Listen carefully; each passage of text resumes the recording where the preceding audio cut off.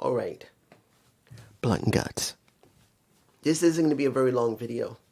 I'm not going to go blow by blow like everyone else will, because honestly it's not necessary. Not saying I won't be at least somewhat detailed, like what happened with Ricky the Dragon Steamboat. I'm going to talk about it. But I want to say this right now, there's no need to wait. You see the title of my video. Was chaos enough? Because that's what this comes down to. They have made this decision. Survivor Series has not aired yet, so it will be coming at the end of this month. But since they got Blood and Guts here, and then they're going to be doing Full Gear afterward, they want to make an impression on everyone, me included. They want to do everything they can to try and make an impression that we are still relevant. And you look at Blood and Guts, having the first women's Blood and Guts match here, and then having another Blood and Guts match after that. And in between, what did we get? We got to see our champion facing someone from a trios championship. Not saying they're going for the titles. This is non-title for the trios and non-title for the main title. I know you're going to say, dude, you wouldn't do one single title. I'm not saying that. I'm saying this. You had two champions go up against each other. One of them is a trios champion, and the other one is the world champion. Supposedly in a storyline that really wasn't very good. And then this match, and I'm doing that first. I'm doing Powerhouse Hobbs versus I'm shocked that Tony Khan would put his champion, Hangman Adam Page, in between two Blunt and Guts matches, not on a pay-per-view, but on a regular 2-hour show, unless they stretched it beyond that, because I am watching it as a repeat. I didn't watch it live, guys. But honestly, why would you literally do that to Hangman Page? That he's in between the women's Blunt and Guts match and the men's Blunt and Guts match, facing Powerhouse Hobbs, which could have been done on a regular, ordinary Dynamite, which should happen on Dynamite next week. But no, we get it here. And it's not the point that he won. It's not the point that he lost. It's the point, and he did win, in this Falls Count Anywhere match. Because it was a Falls Count Anywhere match, and it was not a bad Falls Counts Anywhere match. Falls Anywhere. It wasn't a bad match. But you are still talking about giving the champion of your company a match in between two very, very active matches on a show, not a pay-per-view. And instead of leaving it as its own thing by itself, you threw it here, which doesn't give a shine to Powerhouse Hobbs, does not give a shine to Hangman Adam Page. In fact, it diminishes him heavily diminishes him. And it's not about the match quality. And this is what people are not going to understand. This is not about the match quality. I actually didn't mind the match. It was pretty good. But we are talking about your champion in a non-title, yes, dealing with another champion who is a trios champion, where there are now not one, but two Blunt and Guts matches on the damn card. When you should be making your champion important and relevant, you are not doing it. And I'm like, why would you go there? Why would you honestly do this? I don't understand. I'm not against AEW. I still love AEW. Look, I'm still doing reviews of Dynamite. I'm still doing reviews of them. And I haven't watched Collision in a while, but I'm considering trying to at least get back into Collision, at least to understand what I'm missing from Dynamite. But seeing this makes me go like, do I really want to see Shibata versus a Hangman Page this Saturday? Because they advertised it already. They advertised he's going up against Shibata right after this match. And after he got his ass handed to him by the Ops, do I really care? When you should be making him feel relevant. You should be making this match close the show of a Dynamite. No, it didn't close the show. It was in the middle. We only had 3 matches, And it was the middle one. And I'm sorry. You get my point. It's the middle match. Why? I don't understand this booking. This booking makes no sense. If you want to make Hangman Page feel important, why didn't you leave this for next week? Why didn't you just have 2 matches? One for the women, one for the men, and that would have been the end of it. But you threw in Hangman Page in the middle of it. You threw Hobbs in the middle of it. The Ops coming out, getting stopped by Eddie Kingston, who is the most cheered guy there, and Hook, who's somewhat cheered compared to Eddie Kingston. Let's be honest here. Between Eddie Kingston, between Hangman Page, and between Hook, you know who has the most pops? Weirdly enough, Eddie Kingston. I'm not saying this because I love Eddie, and I do. I love Eddie. The guy's a great talker, and he's a good wrestler, and he's got a lot of charisma, and people love him. But he's not the damn champion. And if you put him up against Hangman Page, this is Eddie. And he has no title. He's not as relevant as he should be, but he's here compared to Hangman Page. And understand, I still love Hangman. But do I feel like Hangman is as important as Eddie? No. But they book Eddie not to be important, and he should be. And I don't get it. And he shouldn't have been in this match. They should have never had this match on this show now. They should never did it. It made no sense to do it here. Now, what did I feel? What did I feel about the Ricky Steamboat segment? Them showing him coming out, him talking with Tony Schiavone, and then FTR coming out, and then Big Stoke. I'll call him Big Stroke, because he's trying to stroke his ego and it doesn't work. Particularly that you get to see, I don't know if I'm going to put any images in, but I do believe I got a shot. I don't know if I do, but I do believe I have a shot of Ricky the Dragon measuring his head, comparing, he's like here to Ricky the Dragon, and Big Stroke is like about here to the Dragon, if I have the shot. And they're somewhat putting him over, and then they're not putting him over. And this is all about trying to get Bandito and Brody King angry to come out and attack. And even though they do treat their legends way better than WWE, let's make this clear. AEW does treat their legends better than WWE. There's no lie about that. And he didn't look bad. But why here? Why? Because they had blood back then in the 80s when Tony Schiavone was talking about? We know about that. There's got to be a reason to bring out a Ricky the Dragon. Why? Ricky retired in 2012. And they were talking about when he was working with FTR and they worked his last match with him, and fine. But I want to have a reason to have Ricky the Dragon out there. And if it's because there's blood and guts, it's not enough. It's not enough. And then you see Bandito and Brody King come out. They're angry. They're trying to protect him after he gets whacked in the head by, I believe it was Cash. Cash is whacking him in the head.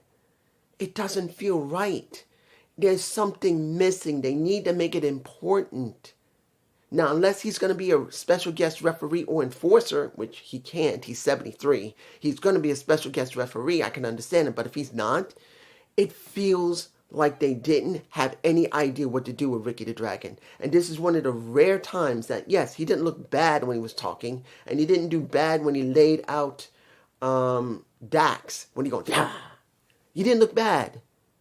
But it wasn't like he was wrestling. He just gave him a punch. Well, like that. It doesn't feel right. Now, the blood and guts matches. You look at the women. You look at the heels. You look at Marina Shafir. You look like the... let me give it you like this. The women and the heels, when you talk about Julia Hart, Sky Blue, who bled like a stuffed pig. She's the first woman to bleed, and she bled like crazy. The ones that looked the best was Megan Bangin, was Tekla, particularly when she did her Matrix move when you look at Harley Cameron coming in, and I was worried about Harley Cameron. Look, I'm not the biggest fan of Harley. She's still not a great wrestler. She's an okay wrestler. She does have a lot of character and charisma, but let's make it very clear.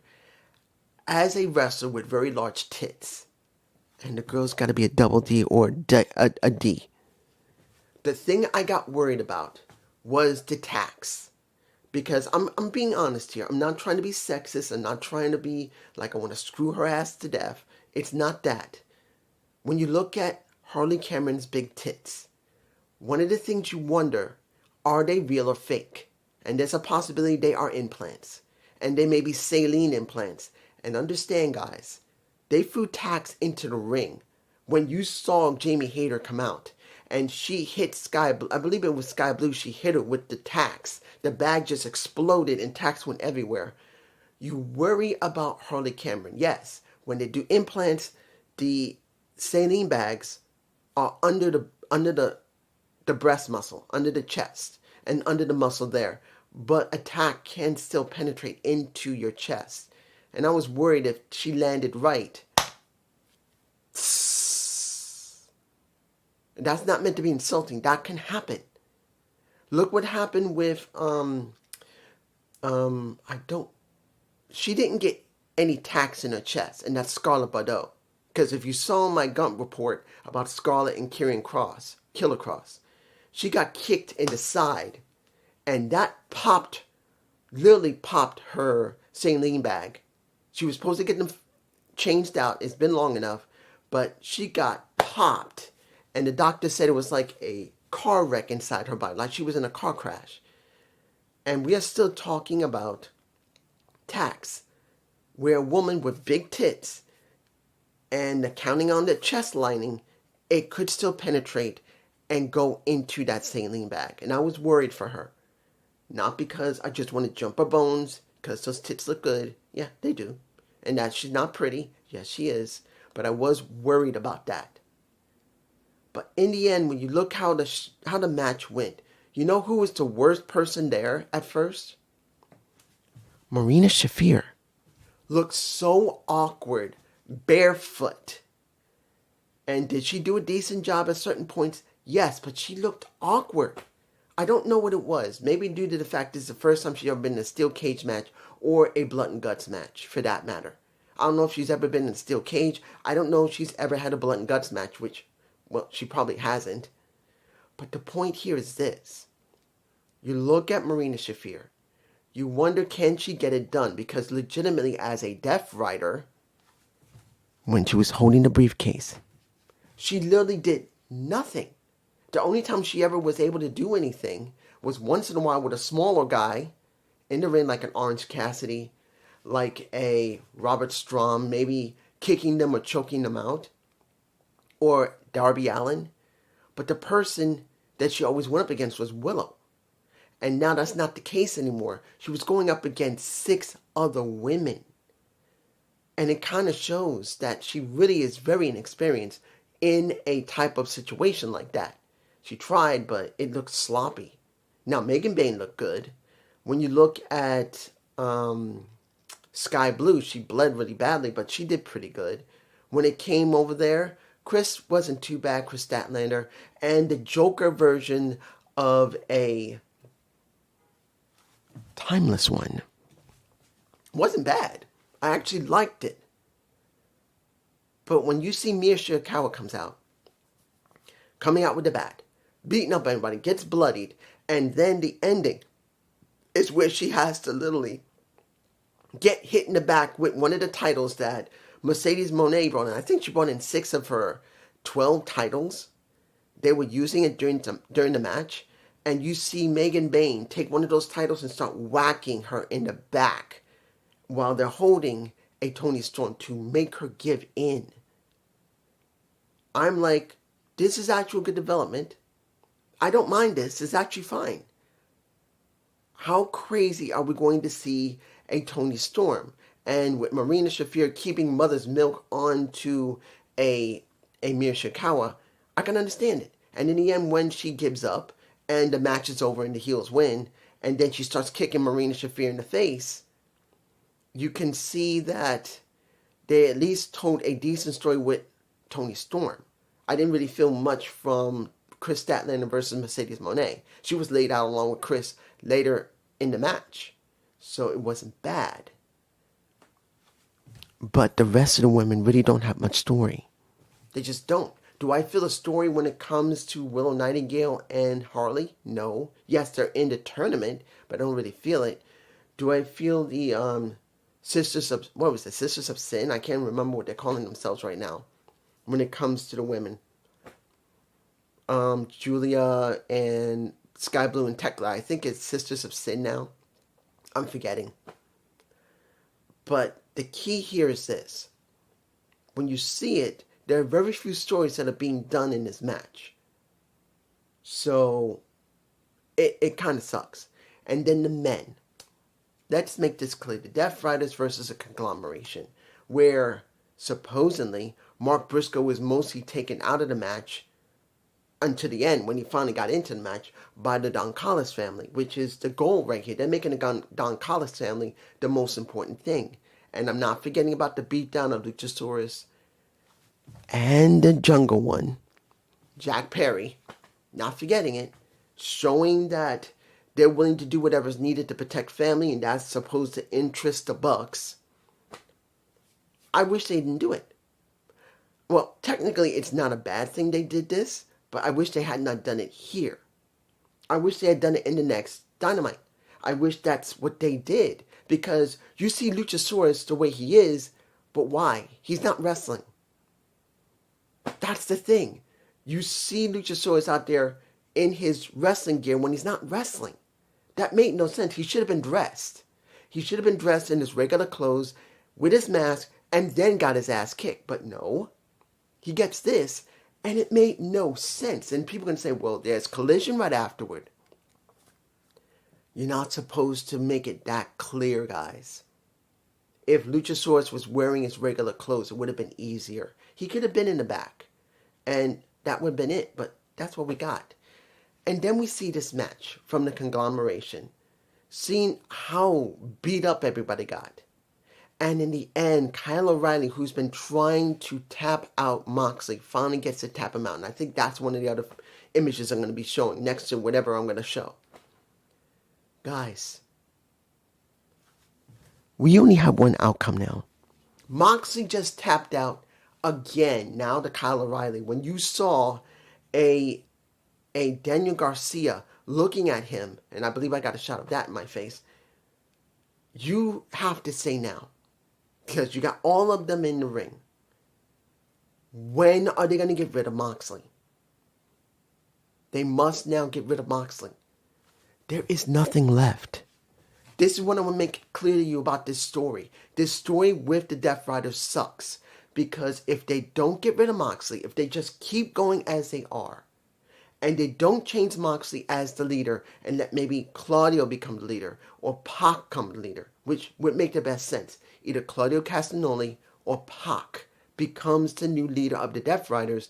If Moxley just stays like that and still nothing changes for another 2, 3, or 4 months, this was worthless. Worthless. If they don't start showing signs they're sick of Moxley and they want to get rid of him, and then they get rid of him and then he goes away for a while, and then we get the Death Riders with somebody else. Because as it stands now, with the Death Rider, we see the Death Riders lose again. This must end now with the Death Riders. If they don't take out Moxley by next Dynamite, what then? If Moxley keeps doing the same thing over again and over again, he keeps looting, you see him botching him because it's pissing me off. If Moxley does not gotten rid of by the Death Riders, if they don't eliminate him, get rid of him, what was the point of all this? Just to do matches? And I know people are going to say, yes, just to do matches. But they're supposedly trying to tell a story. The only outcome left with the Death Riders is only one. Moxley cannot be the leader anymore. Someone else has to take over. Either someone within the Death Riders or someone outside the Death Riders must take over. And seeing Gabe Kidd there. I'm not saying he would be the next leader, but they need to get rid of Moxley. This entire thing was about just simply, was chaos enough? And honestly, as much as it's exciting for a lot of people, no. Because there's no story behind many of it. What little story we have is okay, but you just went through all this on a 2-hour, possibly 3-hour show, if they did it also into Collision. And no, there wouldn't be no Collision because they're going to do Collision separate. This is a 2-hour show. And legitimately, when you see the situation, I'm like, I think it's a 2-hour show, but let me give it to like this. This didn't help. As exciting as it can be, it's what I've said about WWE when Vince McMahon was in control. Short-term gain, long-term loss. We gain nothing short-term except some excitement. But then we gain nothing going forward unless Moxley is eliminated. And you can talk about the Don Callis family. Yeah, they can rise. But you got to get rid of the Death Riders first. Get rid of them by destroying Moxley and letting them reorganize himself into something different. But it's just me. Peace.